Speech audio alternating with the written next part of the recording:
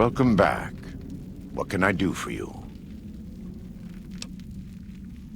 Caesar would never admit this openly, but he knows that I'm alive. I've killed enough of his frumentarii and assassins that have come looking. I've heard one of them travels the Mojave as a courier. Most of Caesar's agents meet a fitting end in NCR territory, but maybe this one survived.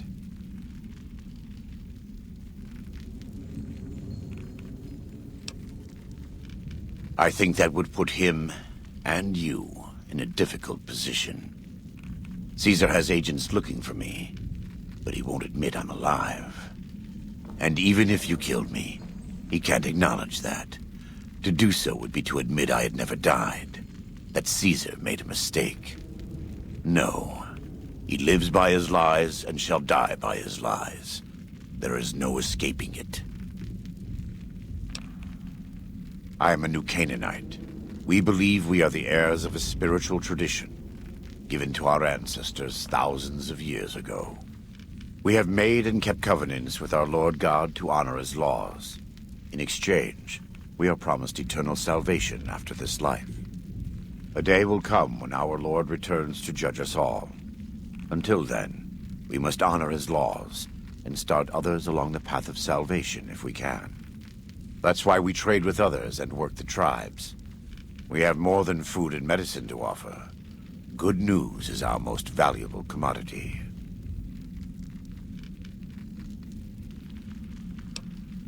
In a world filled with misery and uncertainty, it is a great comfort to know that, in the end, there is light in the darkness.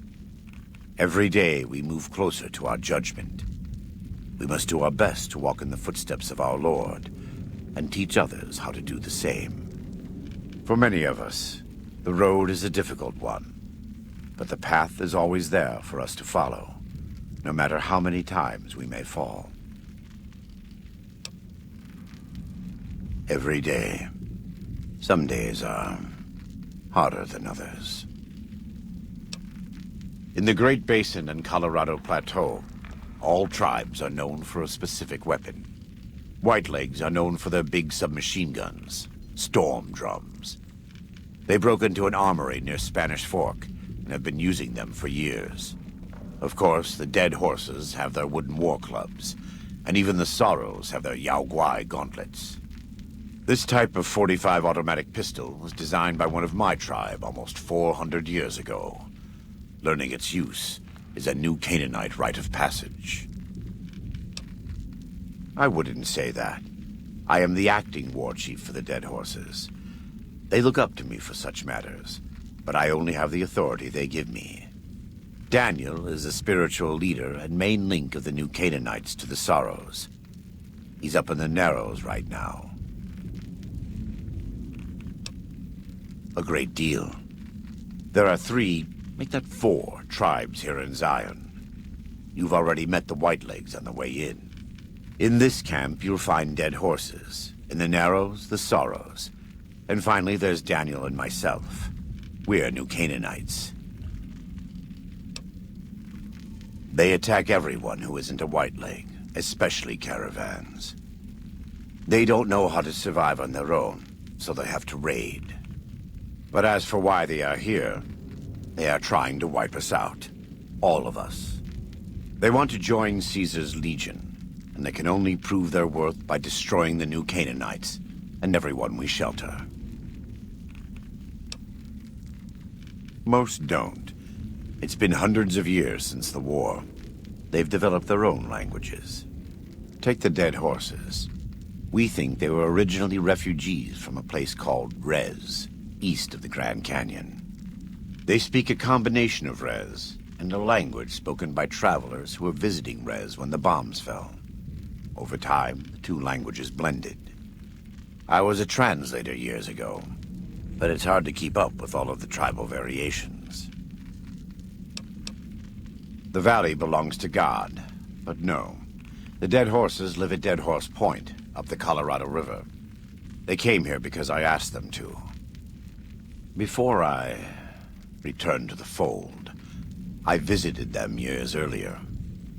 I looked much different then, but I left an impression on them. I taught them how to hunt more efficiently, how to maintain their weapons and pre-war equipment. When I returned, they showed their appreciation. The Sorrows have many skilled hunters among them, but no warriors. They have not had to deal with war or raiders for decades. Even though they can hunt a full-grown Yaoguai, they don't know how to deal with the Whitelegs. That's why we're here.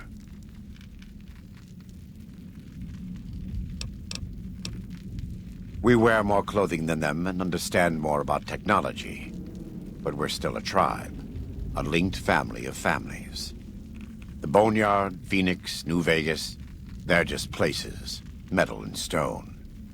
New Canaan dies, but the tribe lives on. When the walls come tumbling down, when you lose everything you always have family. And your family always has tribe.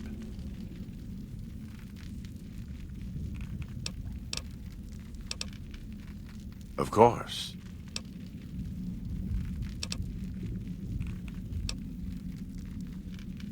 God be with you.